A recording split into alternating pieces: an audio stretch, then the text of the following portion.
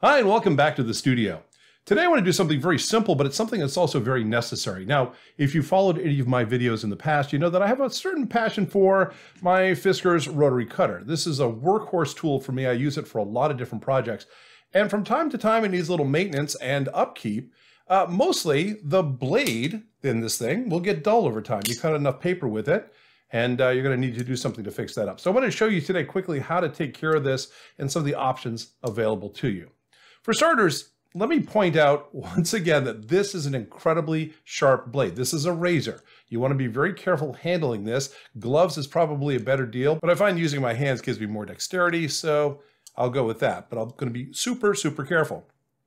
So the first thing I want to do is I want to take the nut that's on the other side, the opposite side of the Fisker's rotary cutter off. Okay, I'm going to put that to the side. Now, I also want you to notice if you've taken your rotary cutter apart and then kind of lost your way, I want to show you what is there.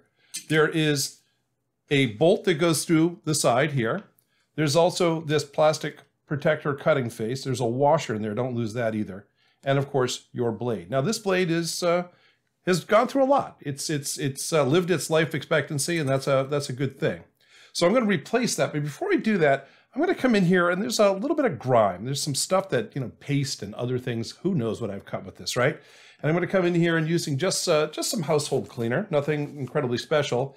I'm going to get that, and just while I'm here, let's just clean this up so that in the future, this thing will move a lot better than it currently does. Already an improvement. Let me get the other side while I'm here just in case. We'll make this all pretty. There we go. Nice. All right. So a little cleaner, that's all we want to ask for there. And now it's time to put in a replacement blade. So first of all, how do we get these blades? Well, I'll leave a link down in the description below for both the cutter and the blade if you're interested. But the answer is it depends. And there are certain cases I have pulled in different types of blades. Let me show you some of the things I have. Here's some blades that I bought from a secondary source, let's say. And once again, the Fisker's rotary cutter is not the only cutter on the market. So you may find other blades that will fit different scenarios. So let me get one out of here again without severing anything major. I'm gonna have to just dump a bunch. There we go. Get a little bit of oil in there, holding them together.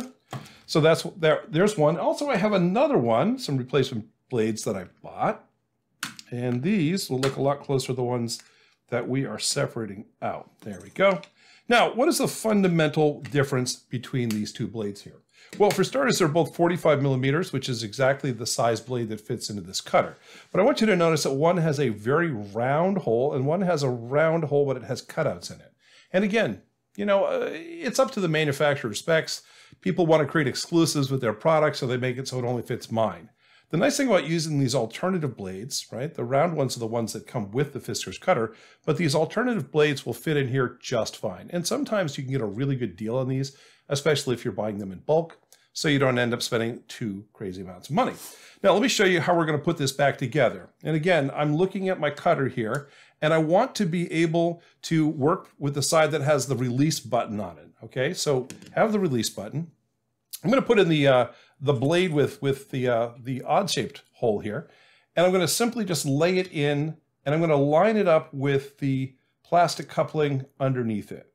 And then I'm going to take my guide here, and I'm going to put it, and I'm going to set it so that the arc here of the guide is basically pointing up toward the button. You see how that works? And let's get the washer in place.